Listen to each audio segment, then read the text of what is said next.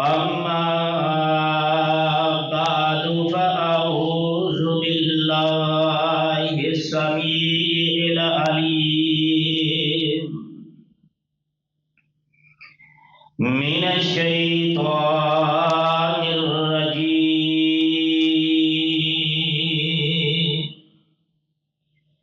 بسم الله الرحمن الرحيم.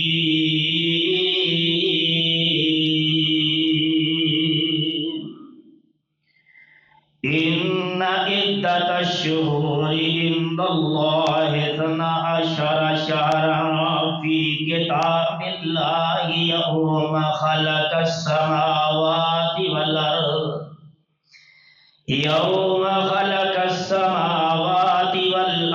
منها أربعة حرم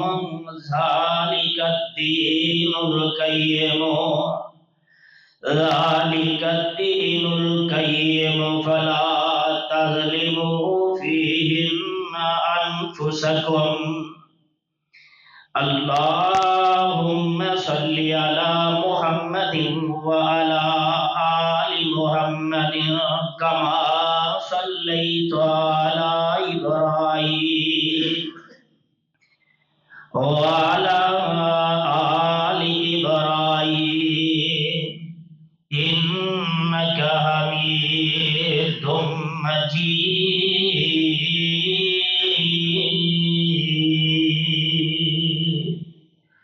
اللهم بارك على محمد وعلى آل محمد كما باركت على إبراهيم وعلى آل إبراهيم إنك حميد مجيد.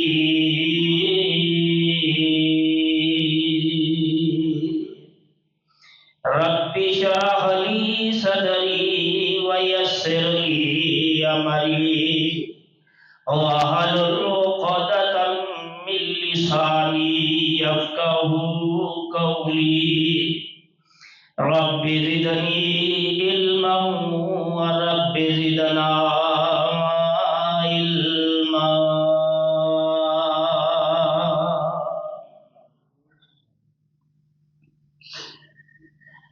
سب تعریفیں، برائییں، کبریائی، مشکل کشائی، حاجت روائی اللہ مالک الالام ذوالجلال والاکرام کی ذات کے لیے درود و سلام آمینہ کے لال پیکر حسن و جمال پیغمبر بھی مثال آقا نامدار مدنی تاجدار امام الکائنات شفیع المذنبین رحمت للعالمین آمینہ کے در یتیم جناب محمد الرسول اللہ صلی اللہ علیہ وآلہ وسلم کی ذات گرامی پر دوستو، بزرگوں، ساتھیوں، قابل احترام باپردہ میری ماؤں اور بہنوں،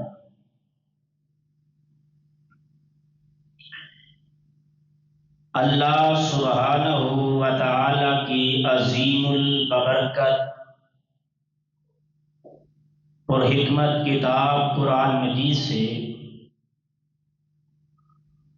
جس مقام ذیشان کو میں اس وقت تلاوت کر چکا ہوں،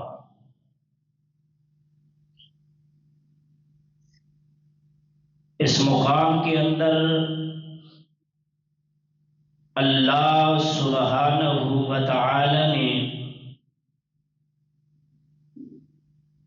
اعلان فرما دیا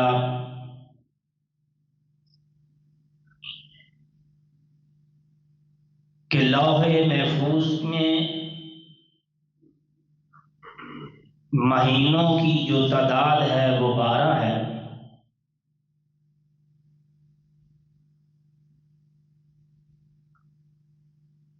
اور یہ اس وقت سے ہے جب سے اللہ نے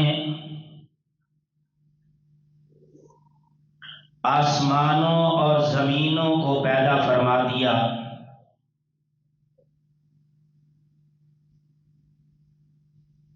جب اللہ نے آسمان بنائے، زمینیں بنا دی، تو لوح محفوظ میں اللہ نے یہ بات لکھ دی کہ مہینوں کی تعداد 12 ہے۔ اور پھر آگے اللہ نے فرمایا ان میں سے 4 مہینے حرمت والے ہیں، ذالک الدین القیم۔ پھر اللہ نے کہا کہ یہی مضبوط دین ہے۔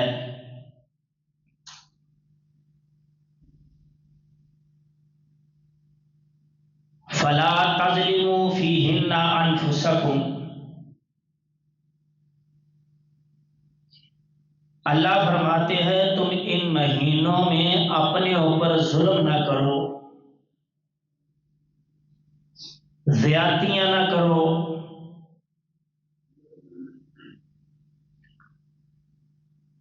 وہ 4 مہینے کون سے حرمت والے اللہ سبحانہ و تعالی نے بیان فرمائے۔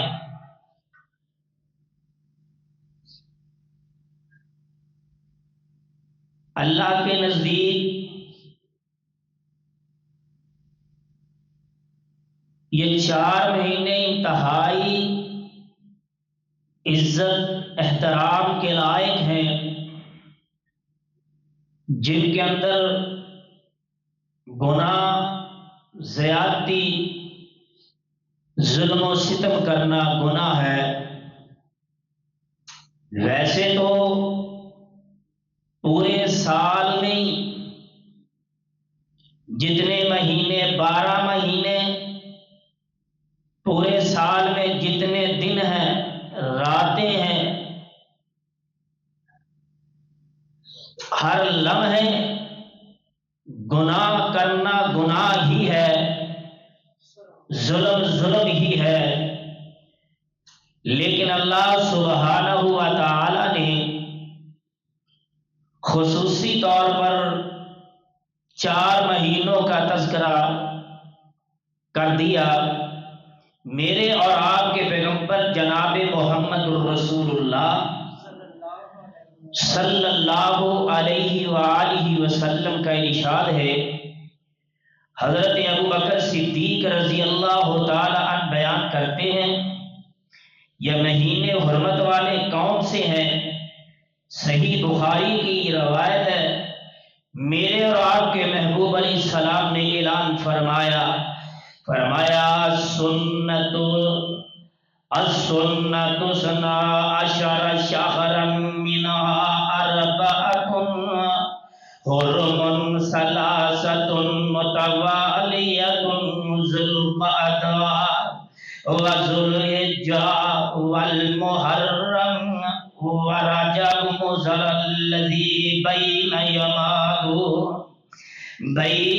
يمادى وشعبان۔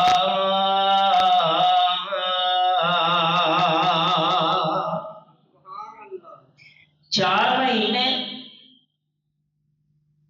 ذی القعدہ، ذی الحجہ، محرم جو ساتھ ہیں، اور 1 مہینہ رجب کا جو یہ مہینہ گزر رہا ہے شعبان سے پہلے، ایک یہ مہینہ ہے۔ ان 4 مہینوں کی حرمت، عظمت، شان و شوکت اللہ سبحانہ و تعالی نے بیان فرما دی۔ اور یہی نہیں،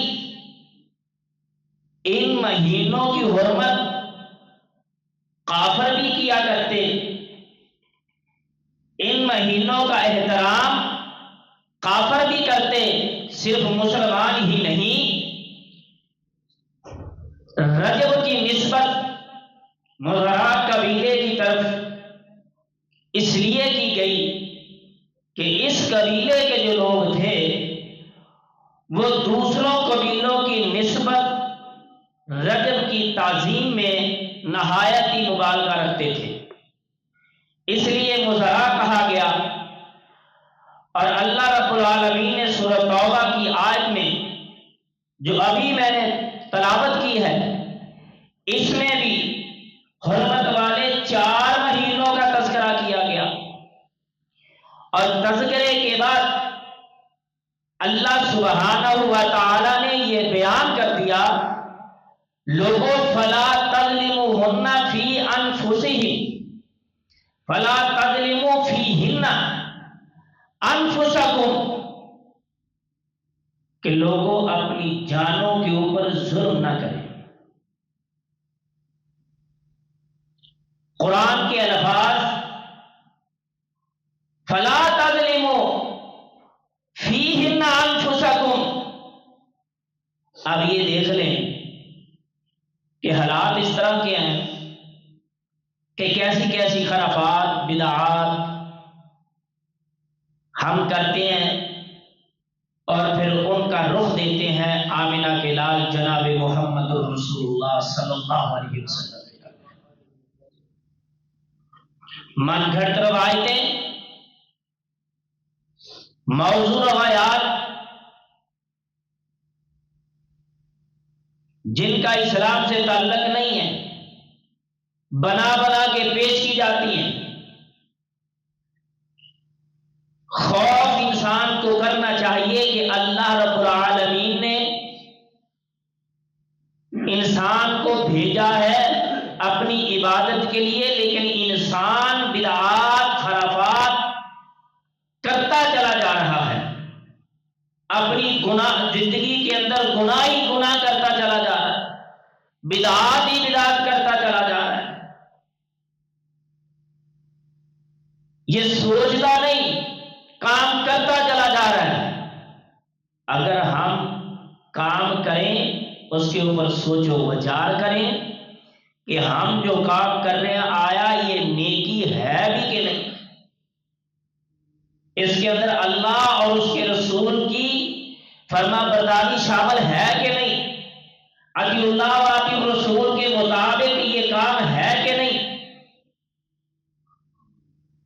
اپنے نفس کے پیچھے چل کے اپنے آپ کو تباہ و برباد کرتا چلا جا رہا ہے انسان۔ حضرات گرامی قدر، اپنی جانوں کے اوپر اتنا بوجھ مت ڈالیں کہ جب اللہ کے سامنے کھڑے ہو جواب دینا پڑے تو پھر مشکل پیش آ جائے۔ جب اللہ نے عطا کر دیا سال کے پورے 12 مہینوں میں زیادتی زیادتی ہے، گناہ گناہ ہے، ظلم ظلم ہے، اگر انسان باز نہیں آتا تو کم از کم ان 4 مہینوں میں ہی رک جائے جن کی حرمت اللہ نے اپنے قرآن میں بیان فرمائی ہے۔ کم از کم ان 4 مہینوں کا ہی ادب کر لے، احترام کر لے، اپنے آپ کو روک لے کہ یار یہ حرمت والے مہینے ہیں، اللہ نے اس کے اندر ہر گناہ سے منع کر دیا، لیکن انسان سوچتا ہے چھوٹا سا گناہ کوئی بات نہیں، اگر ہو بھی گیا تو میں معاف کروا لوں گا، ابھی تو ٹائم بہت ہے میرے پاس۔ میرے بھائیو ایسا نہیں ہے۔ اللہ سبحانہ و تعالی نے اعلان فرمایا ہے میرے محبوب پیغمبر جناب محمد صلی اللہ علیہ وسلم، یسألونک عن الشہر الحرام قتال فیہ قل قتال فیہ کبیر،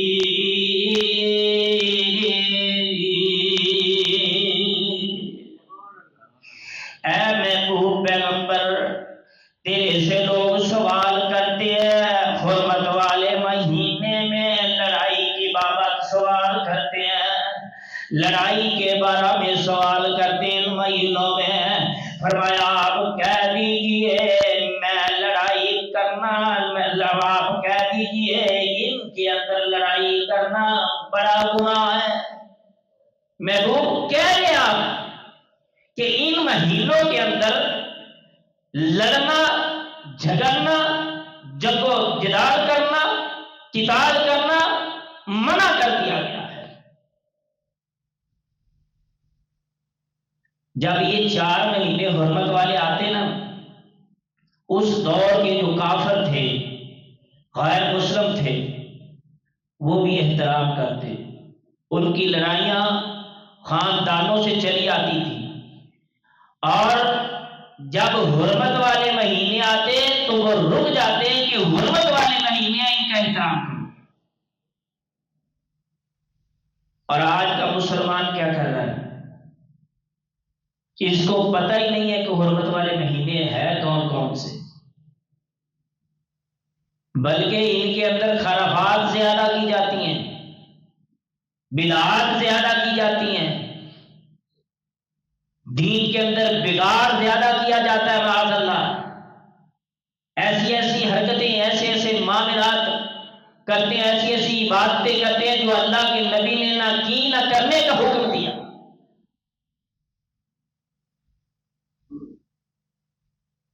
اس وقت کے کافر بھی احترام کریں، آج کے مسلمان کو احترام کا پتہ نہیں ہے، علم نہیں ہے۔ میرے آپ کے پیغمبر جناب محمد الرسول اللہ صلی اللہ علیہ وآلہ وسلم اعلان فرمایا، منع کیا کہ لوگوں ان مہینوں کی حرمت کو پہچان لیجئے، خیال رکھیے کہ یہ اللہ کی حرمت والے مہینے بنائے ہوئے ہیں، اور اپنی جانوں کے اوپر ظلم نہ کریں، رک جائیں۔ یہ زیادتی، یہ ظلم اتنا نہ بڑھائیں کہ اس کا بوجھ اٹھانا تمہارے لیے مشکل ہو جائے۔ عربی کے اندر، عربی زبان میں اس لفظ کو رجب ترجیب سے ہے، اور اس کا معنی ہے تعظیم۔ اس مہینوں کو اسی لیے رجب کہا جاتا ہے۔ عربی لوگ بھی اس کی تعظیم کرتے۔ رسول اللہ صلی اللہ علیہ وآلہ وسلم نے بتوں کے ناموں کے اوپر جو جانور ذبح کیے جاتے تھے منع فرما دیا۔ جو لوگ بتوں کے نام اس دور کے اندر جو بت بنا کے رکھتے تھے، پھر ان کے نام کی نظر و نیازیں بھی دی جاتی، ان کے نام کے صدقے خیرات بھی کیے جاتے، اللہ کو چھوڑ کر ان کے سامنے سر بھی جھکایا جاتا۔ اللہ کے پاک پیغمبر علیہ الصلوۃ والسلام نے ان چیزوں سے منع فرما دیا۔ حضرت ابو ہریرہ رضی اللہ تعالی عنہ بیان کرتے ہیں کہ رسول اللہ صلی اللہ علیہ وسلم نے فرمایا، لا فرا ولا عتیرہ، اسلام کے اندر نہ فرا ہے نہ عتیرہ ہے۔ اس کا معنی کیا ہے؟ فرا سے مراد وہ جانور، اونٹ، گائے، بھیڑ، بکری کا وہ پہلا بچہ جو جاہلیت کے دور میں کافر لوگ نظر و نیاز کے طور پر ذبح کیا کرتے، پہلا جانور کا، اونٹ کا، گائے کا، بھیڑ کا، بکری کا بچہ، پہلا بچہ فرا، اسے کہتے ہیں۔ عتیرہ وہ جانور جس کو لوگ رجب کے مہینے میں بتوں کے نام کے اوپر ذبح کیا کرتے ہیں، بتوں کے نام کے اوپر ذبح کیا کرتے تھے۔ اور افسوس سے یہ بات کہنا پڑ رہی ہے کہ اس دور کے اندر ہم مسلمان تو کہلواتے ہی ہیں، لیکن جو ہمارے معاملات ہیں، ہماری خرافات ہیں، ہماری بدعات ہیں، وہ جا کر دیکھیں کہ کہاں جا کر ملتی ہیں. کوئی فوت ہو جاتا ہے تو کہتے ہیں کہ کلمے لکھے والی چادر پاؤ ورنہ یہ بخشی نہیں جائے گی میت. اب توہین یہاں تک پہنچ گئی کہ کلمے لکھے ہوئے ہیں، میت گناہگار ہے، نیک ہے، جو بھی ہے، کلمے والی چادر ڈالو میت بخشی جائے گی. اب کلمے والی چادر کو ڈال دی، سورت یاسین لکھی ہوئی ہے، کل شریف لکھے ہوئے ہیں، سورت فاتحہ لکھی ہوئی ہے، اور درمیان میں آمنہ کے لال جناب محمد رسول اللہ صلی اللہ علیہ وسلم کا نام لکھا، کلمہ لکھا ہوا ہے، چادر میت کے اوپر ڈال دی گئی. کلمہ کہاں آیا؟ میت کی شرمگاہ پہ. کل کہاں آئے؟ میت کے پاؤں کے اوپر. کہاں کا ادب ہے یہ؟ کہاں کی نیکی ہے یہ؟ ہمیں سمجھ نہیں آتا کہ ہم کر کیا رہے ہیں. میت کو بخشوانے کے چکر میں ہم خود گناہوں کی دلدل میں پھنسے جا رہے ہیں.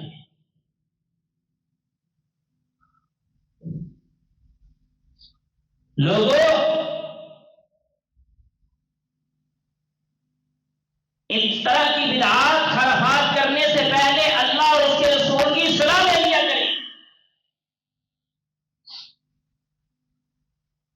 پوچھ لیا کرے علماء سے، اصلاح کیجیا کرے اپنی، کہ کیا چادر ڈالنے سے میت کی بخشش ہوگی؟ کیا اس کی قبر میں سوارے درود رکھنے سے بخشا جائے گا؟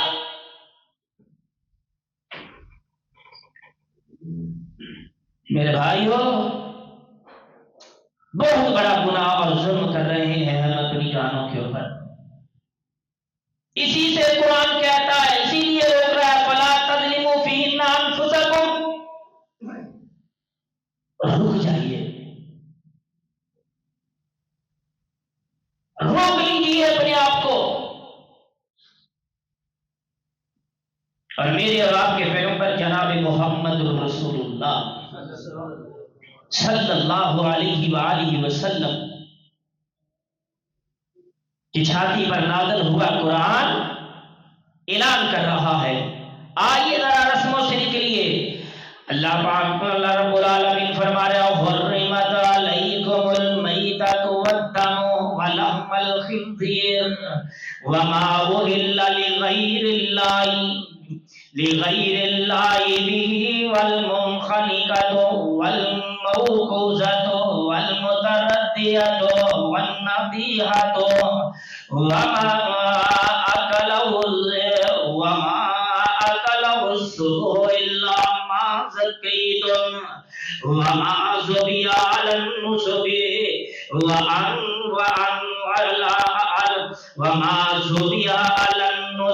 وأن تستقسموا بالأزلال ذلكم فسق. اللہ رب العالمین اعلان فرمایا، میرے محبوب جی اعلان کر دیجئے، اعلان کر دیجئے، تمہارے اوپر وہ جانور حرام ہے. تمہارے اوپر وہ جانور کون کون سے؟ جو مردہ جانور ہے وہ بھی حرام ہے، جدا خون بہ رہا ہے وہ بھی حرام ہے، لہو جانور لہو والا سور کا گوشت بھی حرام اللہ نے قرار دے دیا. جس چیز کو اللہ کے نام کے علاوہ غیر اللہ کے نام پر ذبح کیا جائے وہ بھی حرام اللہ نے قرار دے دی. سب کو یہ جانور حرام ہے. جس کو جانور جناب درندے چیر پھاڑ جائے وہ بھی حرام ہے. جبکہ تم اس کو ذبح نہ کر لو، سے پہلے اس کو ذبح نہ کر لو اللہ کے نام کے اوپر، میرے بھائی میرے برادر، چوٹ لگ کے مر جائے وہ بھی حرام ہے. اللہ نے ان کو حرام کرا دیا. سنگ ٹوٹ کے مر گیا پھر بھی حرام.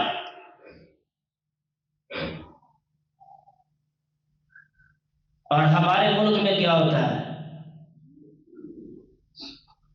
ہمارے ملک میں تو درندے بھی کھوائے جا رہے ہیں،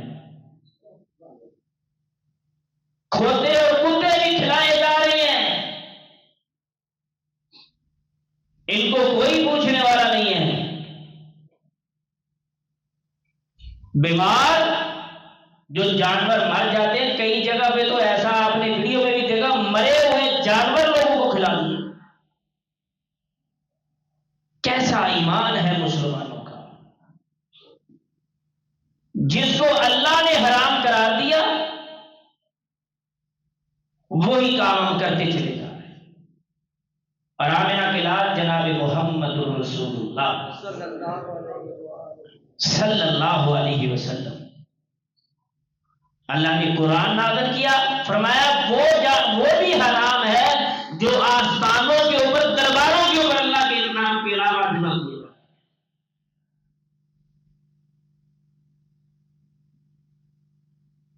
اب تم یہ کہو گے کہ اس کی دلیل کیا ہے؟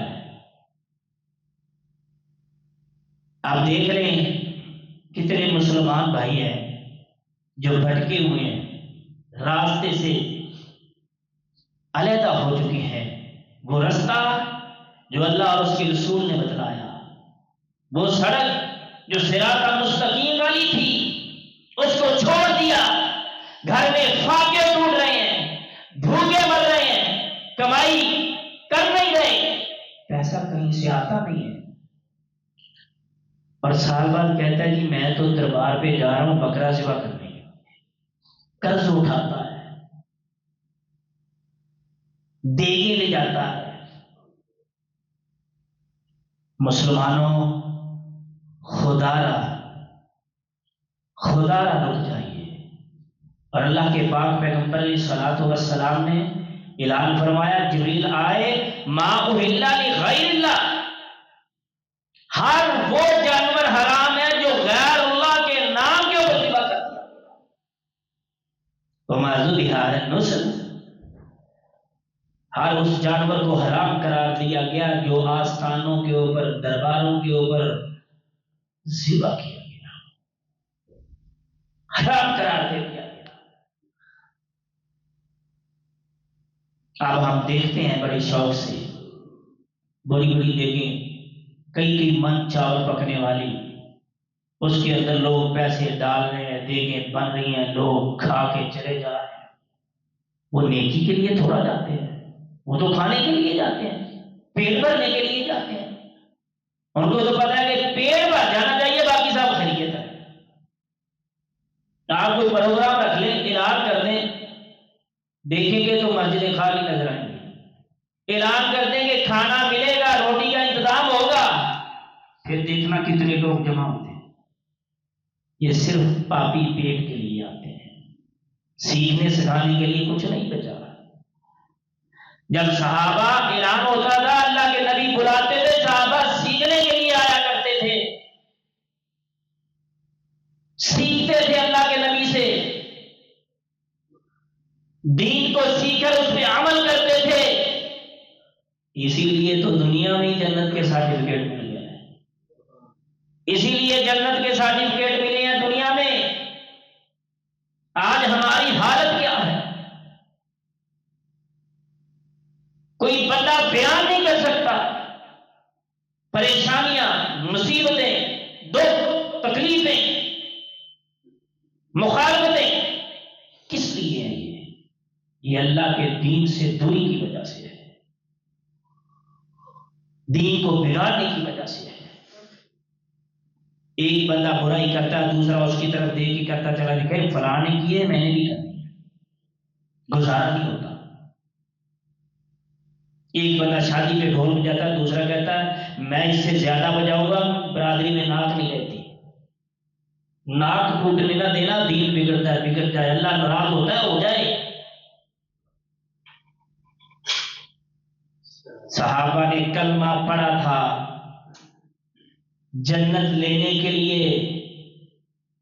آج ہم خاندانی مسلمان ہیں، کلمہ پڑھتے، ہم نے کلمہ پڑھا لوگوں کو دکھلاوے کے لیے کہ بھئی ہم مسلمان ہیں، مسلمانوں نماز نہیں پڑھنی، میں مسلمان ہوں، اللہ اور اس کے رسول کی بات نہیں ماننی، میں مسلمان ہوں، میں تو گناہ کروں گا، مسلمان ہوں رشوت کھاؤں گا، مسلمان ہوں جناب لوگوں کے حق پہ ڈاکہ ماروں گا، مسلمان ہوں یتیموں کا مال ہڑپ کروں گا، میں پکا مسلمان۔ لیکن دین کی ایک بات کے اوپر بھی عمل نہیں کرنا، مسلمان پکا۔ فلا تظلموا فیہن انفسکم، افسوس کی بات ہے میرے اور آپ کے پیغمبر جناب محمد رسول اللہ صلی اللہ علیہ وسلم حضرت ثابت رضی اللہ تعالیٰ بیان کرتے ہیں کہ اللہ کے نبی کے پاس ایک آدمی آیا، اس نے بوانا مقام کے اوپر اونٹ ذبح کرنے کی نظر مانی ہوئی تھی۔ اللہ کے رسول کے پاس آ کر پوچھتا ہے کہ اللہ کے پیغمبر میں نے نظر مانی تھی، کیا میں پوری کر لوں؟ اپنی نظریں پوری کرنے سے پہلے مسئلے کو اچھی طرح سمجھ لیا کریں، پوچھ لیا کریں۔ اکثر ہوتا ہے کہ لوگ کہتے ہیں کہ میں اللہ کے راستے میں دے لوں گا فلاں کام ہو جائے، میں غریبوں کو کھانا کھلاؤں گا میری فلاں مصیبت دور ہو جائے، لیکن صحیح دشا پہ صحیح مسئلے کے تحت کیا کریں۔ یہ آپ بندہ کہ اللہ کے رسول کو کہتا ہے کہ اللہ کے رسول میں فلاں مقام کے اوپر آ کے اپنی نظر پوری کر سکتا ہوں، میں نے نظر مانی تھی۔ اور اللہ کے نبی کا سوال سن لیجئے، جب اس نے سوال کیا پوچھا تو اللہ کے پاک پیغمبر علیہ الصلوۃ والسلام نے جواب پوچھا، فرمایا حل کأن فیہا وثن من اوثان الجاہلیت یعبدون، کیا جاہلیت کے بتوں کی وہاں پوجا تو نہیں کی جاتی تھی؟ جاہل لوگ، کافر لوگ جاہلیت کے دور میں وہاں بتوں کی پوجا تو نہیں کرتے تھے؟ اس آدمی نے جواب دیا اللہ کے پیغمبر نہیں۔ پھر آپ نے اگلا سوال کیا، فرمایا حل کأن فیہا عید من اعیادہم، یہ کون پوچھ رہا ہے؟ آمنہ کے لال جناب محمد رسول اللہ صلی اللہ علیہ وسلم پوچھ رہے۔ فرمایا وہاں لوگ کوئی عرس یا جشن تو نہیں مناتے تھے کہ کہیں کسی دور میں میلہ وہاں لگتا ہو، کہیں جشن منایا جاتا ہو کسی دور کے اندر، لوگ وہاں خرافات کرتے ہوں، بدعات کرتے ہوں؟ اس نے کہا اللہ کے رسول ایسا بھی نہیں ہے۔ پھر آپ نے فرمایا اوفی بنذرک فإنہ لا وفاء للنذر فی معصیۃ اللہ ولا فیما لا یملک ابن آدم۔ آمنہ کے لال جناب محمد رسول اللہ صلی اللہ علیہ وسلم فرمایا تم اپنی نظر پوری کر سکتے ہو، اور فرمایا اللہ کی نافرمانی میں نظر پوری نہیں کی جا سکتی، اور نہ ہی وہ نظر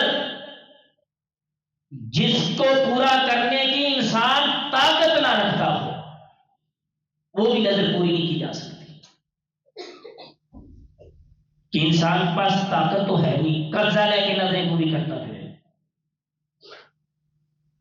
قرضہ اٹھا کے نیکیاں کرتا پھرے، ایسا بھی نہیں۔ جس کی طاقت انسان نہ رکھے وہ بھی نظر پوری نہیں کر سکتا۔ اللہ کے نام کے علاوہ کوئی نظر پوری نہیں کی جا سکتی۔ ہمارے ہاں تو سسٹم ہی خراب ہے، نظام ہی دھرم بھرم ہے۔ نیکی کی نیت سے اسلام کے اندر بدعات کو بنا کر لوگوں کے سامنے پیش کرتے ہیں، پھر کہتے ہیں جی پھر واہ ہوتی ہے، بلے بلے ہوتی ہے، یہ اسلام ہے۔ معاذ اللہ افسوس سے کہنا پڑا آج تو اس دور میں مسجدیں بھی محفوظ نہیں ہوئی۔ مساجد کے اندر ایسا ایسا کچھ ہوتا ہے انسان سوچ کے تھک رہ جاتا ہے، ایسی ایسی بدعات ہوتی ہیں۔ اور اس مہینے میں بھی 100 رکھتے پڑیں گے تو فلاں ملے گا، اتنی رکھتے پڑیں گے تو یہ ہو جائے گا، 27ویں کی عبادت کریں گے تو 27 رجب کی عبادت کریں گے تو اس طرح ہو جائے گا۔ پتہ نہیں کہاں سے لاتے ہیں، یہ کہاں کا دین ہے؟ حالانکہ رجب کی عبادت کو جو اس مہینے میں خاص طور پر کی جاتی ہے اس کو ملا علی قاری حنفی نے بھی بدعت قرار دیا۔ من گھٹ موضوع روایتیں ہیں، بے شمار محدثین نے یہ بات کہی ہے کہ یہ موضوع روایتیں ہیں، فضول اور من گھٹ ہے، پھر بھی ہم بڑی شان و شوقت سے کیا جی نیکی کر رہے ہیں، کون سا اس میں حرج ہے؟ ہاں نیکی کرو، فجر کی نماز کی فرض 4 پڑھا دیا کریں امام صاحب کو، امام صاحب نیکی ہے فرض 4 پڑھ کر دیں، زور ہے،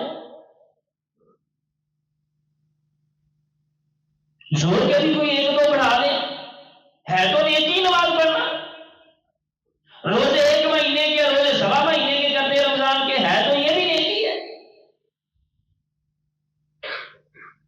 یاد رکھیے وہ نیکی نیکی نہیں ہے جس کے اوپر آتی اللہ باقی رسول کی موت نہیں ہے، وہ کوئی نیکی نہیں ہے۔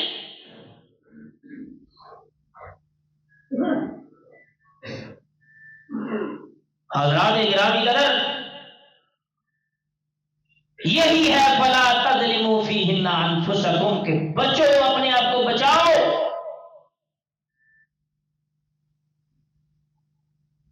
کتنے گناہ ہم کرتے ہیں، کتنے ظلم ہم کرتے ہیں، لیکن گناہ تو کر لیتے ہیں لیکن کبھی یہ نہیں سوچا کہ ہم اس کو معافی کروا لیں، پھر جان بوجھ کے کریں گے، جان بوجھ کر الزامات، جان بوجھ کر بہتان، اندر ملامت کرتا ہے کہ یار تو کر تو رہا ہے لیکن غلط ہے، لیکن یہ ماننے کے لیے تیار نہیں ہے، عمل کے لیے تیار نہیں۔ چور کو دیکھ لیں، ڈاکو کو دیکھ لیں، زانی کو دیکھ لیں، شرابی کو دیکھ لیں، جس کو مجھے کہتے ہیں ہاں گناہ ہے، لیکن وہ عمل کرنے کے لیے تیار نہیں، اندر ملامت کرتا ہے، ضمیر آواز دیتا ہے، کوئی انسان کو غلط کر رہا ہے، اپنی جان کے اوپر وزن ڈال رہا ہے، بوجھ ڈال رہا ہے، زیادتی کر رہا ہے اپنے اوپر، لیکن یہ عمل کے لیے تیار نہیں ہے، ماننے کے لیے تیار نہیں ہے، تھوڑی دیر کے لیے مزے اور ثواب کے لیے کرتا ہے، لیکن اپنی زندگی کو جہنم کی طرف دھکیلتا چلا جا رہا ہے۔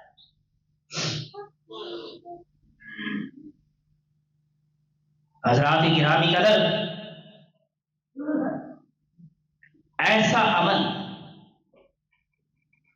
جو آمنہ کے لال جناب محمد رسول اللہ صلی اللہ علیہ وسلم نے نہیں کیا۔ مسلم کی ایک روایت ہے، آقا علیہ الصلوۃ والسلام نے فرمایا من عمل عملا لیس علیہ امرنا فہو رد۔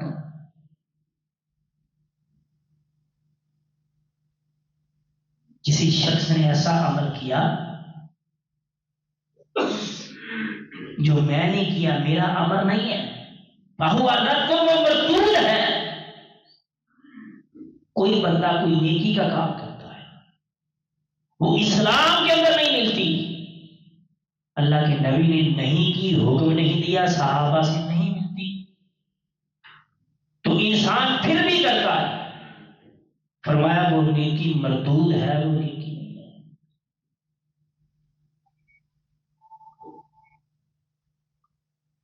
من احدث فی امرنا ھذا ما لیس منہ فہو رد. جس شخص نے ہمارے اس دین کے اندر اللہ کے نبی نے فرمایا کوئی کام نیا کام ایجاد کیا جو ہم نے نہیں کیا، اس میں نہیں ملتا، وہ مردود ہے، وہ دین اسلام کا کام نہیں ہے. صبح اٹھنے سے لے کر رات سونے تک، بستر پر جانے تک اپنی زندگی کا مطالعہ کرے گا، پورے دن کا حساب کتاب کرے. آج کیا کھویا کیا پایا؟ پایا کچھ نہیں نظر آئے گا، سب کچھ کھویا ہی نظر آئے گا.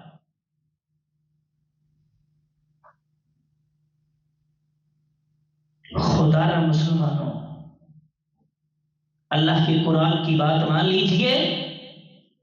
فلا تظلموا فیہن انفسکم، اپنی زندگی کو گناہوں سے محفوظ کر دیجیے. دو منشی اللہ نے بٹھا رکھے ہیں کندھوں کے اوپر، تیری ہر حرکت کو نقل کرتے جا رہے ہیں، لکھتے جا رہے ہیں، نوٹ ہو رہی ہے. تو کر کیا رہا ہے؟ اس کا حساب ہونا ہے. یہ پیپر لکھا جا رہا ہے، بڑی ہی تفصیل کے ساتھ پیپر لکھا جا رہا ہے. اس پیپر کا صحیح معنوں میں جواب دینے کے لیے اپنے آپ کو تیار کرنا.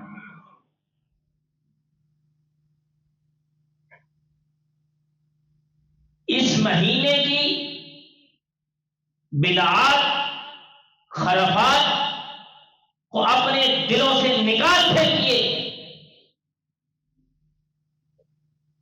اللہ کے نبی جناب محمد رسول اللہ صلی اللہ علیہ وسلم نے سب سے زیادہ روزے رمضان کے بعد شعبان میں رکھے.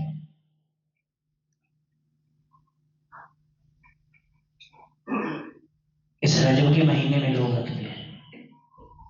عبادت تاک راتوں کی کہا گیا. رجب کی 27 رات کی عبادت کی جاتی ہے. پھر ان کو رنگ دے دیا گیا، اتنی بار اتنی سورت پڑھو، اتنی بار سورت فاتحہ، اتنی بار سورہ اخلاص پڑھو، اتنی بار فلاں سورت پڑھو، اتنا اجر ملے.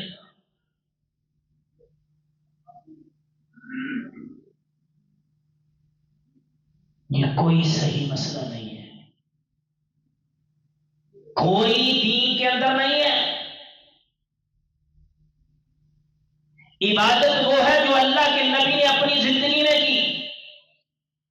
عبادت وہ ہے جو اللہ کے نبی کی موت جس کے اوپر لگی ہے، اللہ نے کہا. یار تہجد کے لیے ہم اٹھتے نہیں ہیں، تہجد کے لیے اٹھتے نہیں ہیں. سال بعد ایک دن مقرر کر رکھا ہے، ہم اتنی نماز پڑھیں گے، اتنی عبادت کریں گے. مقرر کردہ نیکی اسلام کے اندر موجود نہیں ہے. اسلام میں مقرر کردہ وقت کی نیکی موجود نہیں ہے. اسلام میں ہے تو وہ جو اللہ نے بتلایا اور آمنہ کے لال جناب محمد رسول اللہ صلی اللہ علیہ وسلم نے کیا اور کر کے دکھایا. فرض نماز پڑھتے ہیں، دوڑ جاتے ہیں، سنتے پڑھتے نہیں. عبادتوں کو مقرر کر رکھا ہے. ادھر جعفر صادق کے کنڈے دیتے ہیں، ہم ان کو کہتے ہیں کہ یہ غلط کرتے ہیں. مسلمان کنڈوں کے اوپر تلے ہوئے ہیں، رجب کے کنڈے ہیں. یہ دیکھنا ذرا کیا حالات ہوتے ہیں ملک کے.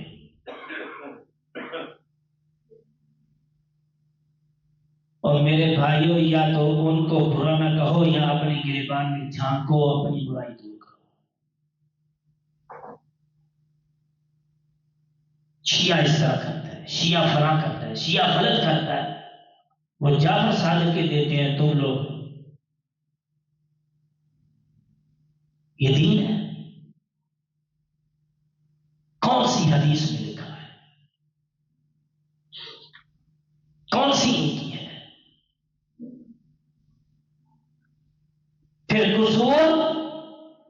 بتلانے والے کا ہوتا ہے کہ جی مولوی صاحب بہت سختی کرتے ہیں. یہ دین کہہ رہا ہے، اللہ کا نبی کہہ رہا ہے، اللہ کا قرآن کہہ رہا ہے فلا تضربوا فیہن.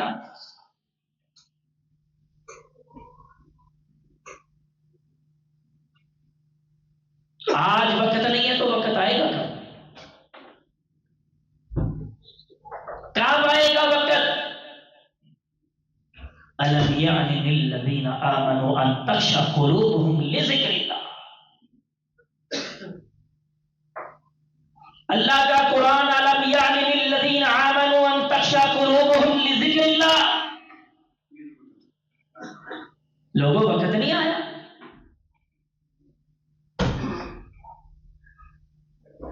کہ اللہ سے تمہارے دل ڈر جائیں، ذکر سے تر ہو جائیں.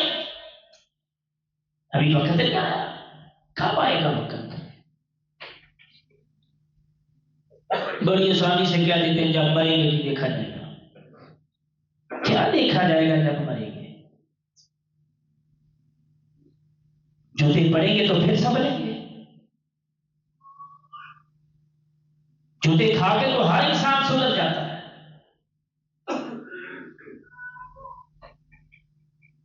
اپنے پیپر کی تیاری کر لیں مسلمانوں، اور وہ پیپر جو تمہارا لکھا جا رہا ہے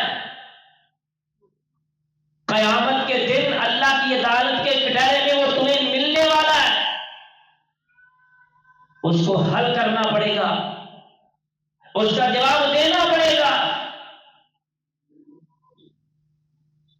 اسی لیے اللہ کہتا ہے لوگوں سمجھاؤ، نہ ظلم کرو اپنی جانوں کے اوپر. تمہاری جانیں ظلم کرنے کے لیے میں نے تمہیں راضی کی ہیں. قرآن میں اللہ کہتا ہے میں اپنے بندے کو جہنم میں جانے کے لیے پیدا نہیں کیا، میں نے تو پیدا کیا اپنی عبادت کے لیے. میرا بندہ میری عبادت کرے، میری بات مانے، میرے کہنے چلے، میں اس کو اپنی جنت کے بالا خانوں میں جگاتا. ایسی جنت جس کے اندر بنے بنائے ہیٹ اوپر بالا خانے. اللہ تو تمہاری توبہ کا منتظر ہے. اللہ کہتا ہے کہ میرا بندہ ظلم نہ کرے، لیکن بندہ یہ کہ چاہتا ہے، بندے کی اپنی مرضی اپنے نفس کے پیچھے چل کے اپنی زندگی کو تباہ کر رہا ہے، برباد کر رہا ہے، پتہ نہیں کہاں پہنچ گیا ہے. اتنے ظلم، اتنے ستم اپنی جان کے اوپر ہم کر رہے ہیں. میرے بھائیوں، میرے برادر، خدا را لوٹ آئیے، اطیع اللہ واطیع رسول کے دائرے میں آ جائیے، اپنی زندگی کو بہتر بنا لیجیے. جیسا کہ اللہ کا قرآن کہتا ہے کہ محرم والے مہینے جو ہے ان کی عزت بڑی ہے، ان کا احترام بہت ہے، اللہ نے رکھا ہے، اللہ نے بنایا. گناہ تو 12 مہینوں میں گناہ ہے، لیکن 4 مہینوں کی خاص طور پر اللہ نے حرمت بیان کر دی. اللہ کا قرآن فرمایا ان عدت الشہور عند اللہ 12 شہرا فی کتاب اللہ یوم خلق السماوات والارض منها 4 نور ذالک الدین القیم فلا تظلموا فیہن انفسکم. اور لوگوں فلا تظلموا فیہن انفسکم. 4 مہینے اللہ نے بیان فرمائے. 4 مہینوں کا تذکرہ کرنے کے بعد اللہ فرماتے ہیں یہ ہی دین ہے. اور بنے بھی زمین و آسمان جب بنایا اس وقت کے، اور یہی 4 مہینے ذالک الدین القیم، یہی مضبوط دین ہے، یہی کامیاب دین ہے. فلا تظلموا فیہن انفسکم. جانوں پہ ظلم نہیں کرنا، اپنے پر زیادتی نہیں کرنی، اپنے آپ کو جہنم کا ایندھن بولو یار نہیں بنانا، اللہ کی جنت کا مستحق بنانا ہے. اللہ سے دعا ہے اللہ مجھے اور آپ کو صحیح معنوں میں کتاب و سنت کے اوپر عمل کر کے زندگی گزارنے کی توفیق عطا فرما دے۔ میرے بھائیو، یہ اللہ کا قرآن ہے، اس کی برگردانی کیا کرو، اس کی ریسرچ کیا کرو، قرآن کی آیات ترجمے سے تلاوت کیا کرو، اللہ عمل کی توفیق دے۔ اللہ ہم گناہ گار بندے، ہمیں نیکی کی توفیق عطا فرما، ریاکاری والی سے پاک، دکھلاوے سے پاک نیکی اللہ ہمیں کرنے کی توفیق عطا فرما دے، ہمیں اپنے اوپر ظلم کرنے سے اللہ محفوظ فرما دے۔ اللہ اگر تو نہ بچا سکے تو ہم بچ نہیں سکتے، تیرے سے التجا ہے، تیرے سامنے آرزو ہے کہ اللہ تو ہمیں بچنے کی توفیق نصیب فرما دے۔ وآخر دعوانا ان الحمد للہ۔